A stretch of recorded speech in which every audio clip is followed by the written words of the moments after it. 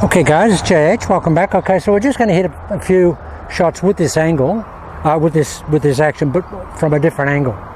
I'll just hit some with a little bit of the Rick Shields angle, and I'll just hit them out there.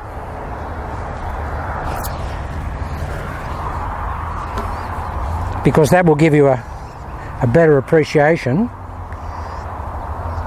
of the way that the body pivot is the process that gets the club back to the golf ball.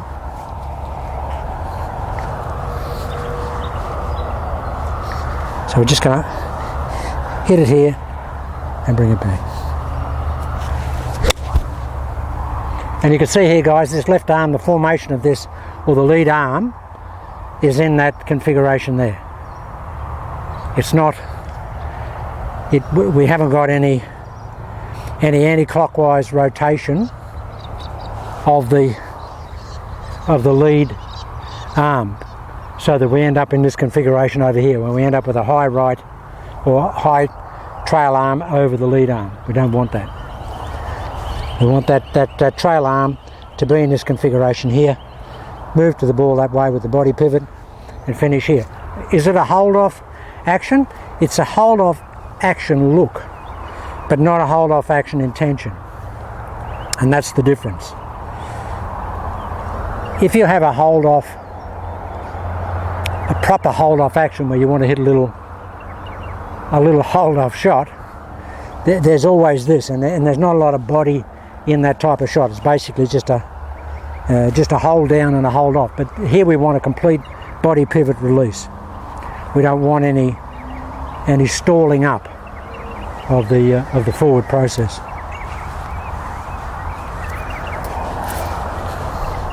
So here it is guys, it's pretty simplistic. Now the ball doesn't move, it's got a dead straight flight, and it won't go this way. It can't go that way because in effect the club face is doing this through the ball. Not really, but it's not doing that, which will give you that sling to the left. It's not doing that. It's doing that as a feeling because we have that. And to get the feeling guys, just put your hands together, get it here, take it in here, and just get your body to bring the hands back to the ball. Just get that feeling. Find out what you have to do to make that happen with your body. So we connect it here, we've got connection in the body, and then all we're going to do is bring the body back.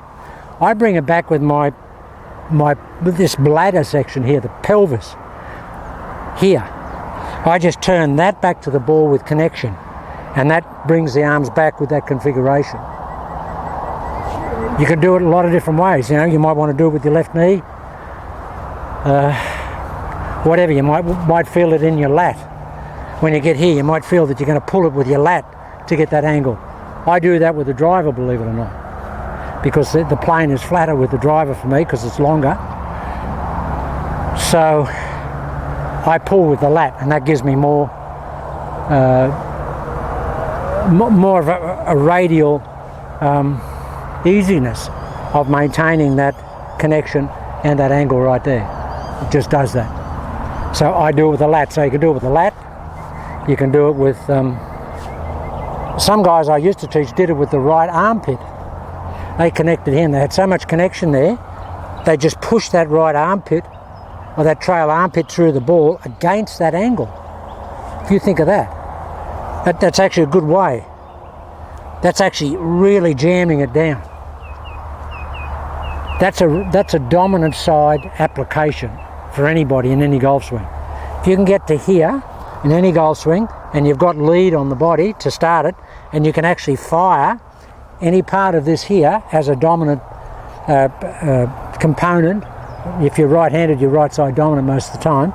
If you can actually fire any part of this with great effect and commitment, and it doesn't matter how you do it, whether you do it with a knee drive, a sort of a hip squash, what I call a hip squash, or you can have this right armpit there. Now, having the feeling of the armpit gets this whole shoulder segment here, quadrant here, really active against that right, or that trail wrist, amazingly so.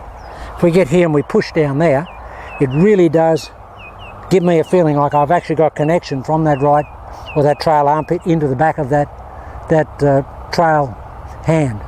It's the claw. Remember Mo Norman talked about the claw? A lot of people decipher what he meant about the claw, but I think that was the claw. Other people think it was different, but I think it was that. Here. And when you do it with that, guys, that's amazing. So there's a few options there for you to be able to get the swing started and get it going forward with the connection and to maintain that angle. A few options there. But remember, if the ball goes left, you've stalled this up. You've got the body coming in here, but this is all stalled up. You haven't moved forward enough, and the club is going to arc left too early. Conversely, if you hit it right, coming in here, you've again hung back a little bit and gone here and haven't cleared. And just here, you can do that. See, and it won't. You've just been a little bit lazy again with the rotation. You've got once you're committed on the downswing to keep that there. The only thing that'll keep it there is rotating that as fully and as completely as you can. Okay, guys, have a look at that. That's just a few componentry pieces that you can put into the overall process, and a few options, individual options that will allow you to find your own way and your own comfort factor for getting that connection on the downswing and getting that body pivot rotational effect. Okay, have a look at that, guys, and we'll do some more tomorrow.